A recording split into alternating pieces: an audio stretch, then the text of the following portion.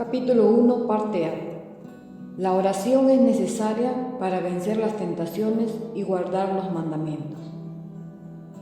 Es además la oración el arma más necesaria para defendernos de los enemigos de nuestra alma. El que no la emplea, dice Santo Tomás, está perdido. El santo doctor no duda en afirmar que cayó Adán porque no acudió a Dios en el momento de la tentación. Lo mismo dice San Gelasio, hablando de los ángeles rebeldes. No aprovecharon la gracia de Dios y porque no oraron, no pudieron conservarse en la santidad. San Carlos Borromeo dice en una de sus cartas pastorales que de todos los medios que el Señor nos dio en el Evangelio, el que ocupa el primer lugar es la oración. Y hasta quiso que la oración fuera el sello que distinguiera su iglesia de las demás sectas, pues dijo de ella que su casa era casa de oración. Mi casa será llamada casa de oración. Con razón, pues, concluye San Carlos en la referida pastoral que la oración es el principio, progreso y coronamiento de todas las virtudes. Y es esto tan verdadero que en las oscuridades del espíritu, en las miserias y peligros en que tenemos que vivir, solo hallamos un fundamento para nuestra esperanza, y es el levantar nuestros ojos a Dios y alcanzar de su misericordia por la oración nuestra salud eterna. Lo decía el rey Josafat: puesto que ignoramos lo que debemos hacer, una sola cosa nos resta: volver los ojos a ti.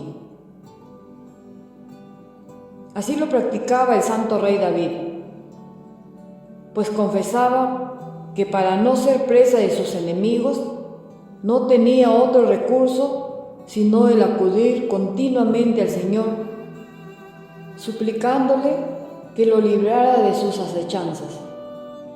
Al Señor levanté mis ojos siempre, porque me soltará de los lazos que me tienen. Se pasaba la vida repitiendo así siempre: mírame, Señor, y ten piedad de mí, que estoy solo y soy pobre. A ti clamé, Señor, sálvame para que guarde tus mandamientos, porque yo nada puedo, y fuera de vos nadie me podrá ayudar. Eso es verdad, porque después del pecado de nuestro primer padre Adán, que nos dejó tan débiles y sujetos a tantas enfermedades, habrá uno solo que se atreva a pensar que podemos resistir los ataques de los enemigos de nuestra alma y guardar los divinos mandamientos si no tuviéramos en nuestra mano la oración, con la cual pedimos al Señor la luz y la fuerza para observarlos. Blasfemó Lutero cuando dijo que después del pecado de Adán no es del todo imposible la observancia de la divina ley. Jansenio se atrevió a sostener también que en el estado actual de nuestra naturaleza ni los justos pueden guardar algunos mandamientos. Si esto solo hubiera dicho, pudiéramos dar sentido católico a su afirmación, pero justamente le condenó la Iglesia porque siguió diciendo que ni tenían la gracia divina para hacer posible su observancia. Oigamos a San Agustín: verdad es que el hombre, con sus solas fuerzas y con la gracia ordinaria y común que a todos es concedida, no puede observar algunos mandamientos, pero tiene en sus manos la oración, y con ella podrá alcanzar esa fuerza superior que necesita para guardarlos. Estas son textuales palabras: Dios cosas imposibles no manda, pero cuando manda, te exhorta a hacer lo que puedes y a pedir lo que no puedes. Y entonces te ayuda para que lo puedas. Tan célebre es este texto del gran santo que el Concilio de Trento se lo apropió y lo declaró dogma de fe. Mas, ¿cómo podrá el hombre hacer lo que no puede? Responde al punto el mismo doctor a continuación de lo que acaba de afirmar. Veamos y comprenderemos que lo que por enfermedad o vicio del alma no puede hacer, podrá hacerlo con la medicina. Con lo cual quiso darnos a entender que con la oración hallamos el remedio de nuestra debilidad, ya que cuando rezamos nos da el Señor las fuerzas necesarias para hacer lo que no podemos. Sigue hablando el mismo San Agustín y dice: sería temeraria insensatez pensar que por una parte nos impuso el Señor la observancia de su divina ley y por otra que fuera esa ley imposible de cumplir. Por eso añade: cuando el Señor nos hace comprender que no somos capaces de guardar todos sus santos preceptos, nos mueve a hacer las cosas fáciles con la gracia ordinaria que pone siempre a nuestra disposición. Para hacerlas más difíciles, nos ofrece una gracia mayor que podemos alcanzar con la oración. Y si alguno pusiere, ¿por qué nos manda el Señor cosas que están por encima de nuestra fuerza? Le responde el mismo santo: nos manda algunas cosas que no podemos hacer para que por ahí sepamos qué cosas le tenemos que pedir. Y lo mismo dice en otro lugar con estas palabras: nadie puede observar la ley sin la gracia de Dios. Y por esto cabalmente nos dio la ley, para que le pidiéramos la gracia de guardarla. Y en otro pasaje viene a exponer igual doctrina el mismo San Agustín. He aquí sus palabras: buena es la ley para aquel que debidamente usa de ella. Pero ¿qué es usar debidamente de la ley?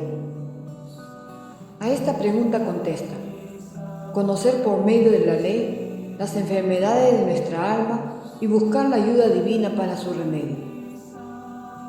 Lo cual quiere decir que debemos servirnos de la ley. ¿Para qué? Para llegar a entender por medio de la ley, pues no tendríamos otro camino, la debilidad de nuestra alma y su impotencia para observarlo. Y entonces pidamos en la oración la gracia divina, que es lo único que puede curar nuestra flaqueza.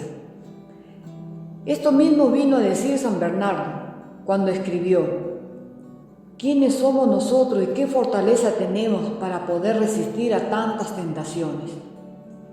Pero esto cabalmente era lo que pretendía el Señor, que entendamos nuestra miseria y que acudamos con toda humildad a su misericordia, pues no hay otro auxilio que nos pueda valer.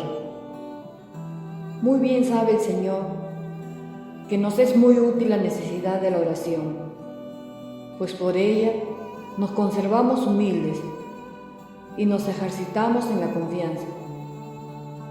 Y por eso permite el Señor que nos asalten enemigos que con nuestras solas fuerzas no podemos vencer, para que recemos y por ese medio obtengamos la gracia divina que necesitamos.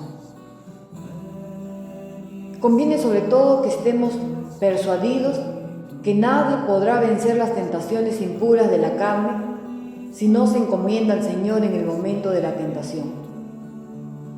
Tan poderoso y terrible es este enemigo que cuando nos combate se apagan todas las luces de nuestro espíritu y nos olvidamos de las meditaciones y santos propósitos que hemos hecho. Y no parece sino que en esos momentos despreciamos las grandes verdades de la fe y perdemos el miedo de los castigos divinos. Y es que esa tentación se siente apoyada por la natural inclinación que nos empuja a los placeres sensuales. Quien en esos momentos no acude al Señor está perdido. Ya lo dijo San Gregorio Nacianceno: la oración es la defensa de la pureza. Y antes lo había afirmado Salomón. Y como supe que no podía ser puro, si Dios no me daba esa gracia, a Dios acudí y se la pedí. Es en efecto la castidad una virtud que con nuestras propias fuerzas no podemos practicar. Necesitamos la ayuda de Dios, mas Dios no la concede sino a aquel que se la pide. El que la pide, ciertamente la obtendrá. Por eso sostiene Santo Tomás contra Jansenio, que no podemos decir que la castidad y otros mandamientos sean imposibles de guardar, pues si es verdad que por nosotros mismos y con nuestras solas fuerzas no podemos, nos es posible, sin embargo, con la ayuda de la divina gracia. Y que nadie ose decir que para ese linaje de injusticia mandar a un cojo que ande derecho. No, replica San Agustín, no es injusticia, porque al lado se le pone el remedio para curar de su enfermedad y remediar su defecto. Si se empeña en andar torcidamente, suya será la culpa. En suma, diremos con el mismo santo doctor que no sabrá vivir bien quien no sabe rezar bien. Lo mismo afirma San Francisco de Asís, cuando asegura que no puede esperarse fruto alguno de un alma que no hace oración. Injustamente, por tanto, se excusan los pecadores que dicen que no tienen fuerzas para vencer las tentaciones, que atinadamente les responde el apóstol Santiago cuando les dice: si las fuerzas os faltan, ¿por qué no las pedís al Señor? ¿No las tenéis? Señal de que no la habéis pedido. Verdad es que por nuestra naturaleza somos muy débiles para resistir los asaltos de nuestros enemigos, pero también es cierto que Dios es fiel, como dice el apóstol, y que por tanto jamás permite que seamos tentados sobre nuestras fuerzas. Oigamos la palabra de San Pablo: fiel es Dios, que no permitirá que seáis tentados sobre vuestras fuerzas, sino que de la misma tentación os hará sacar provecho para que podáis manteneros. Comentando este pasaje, Primacio dice: antes bien os dará la ayuda de la gracia para que podáis resistir la violencia de la tentación. Débiles somos, pero Dios es fuerte, y cuando le invocamos, nos comunica su misma fortaleza, y entonces podemos decir con el apóstol: todo lo puedo, con la ayuda de aquel que es mi fortaleza. Por lo que el que sucumbe porque no ha rezado, no tiene excusa. Dice San Juan Crisóstomo: pues si hubiera rezado, hubiera sido vencedor de todos sus enemigos.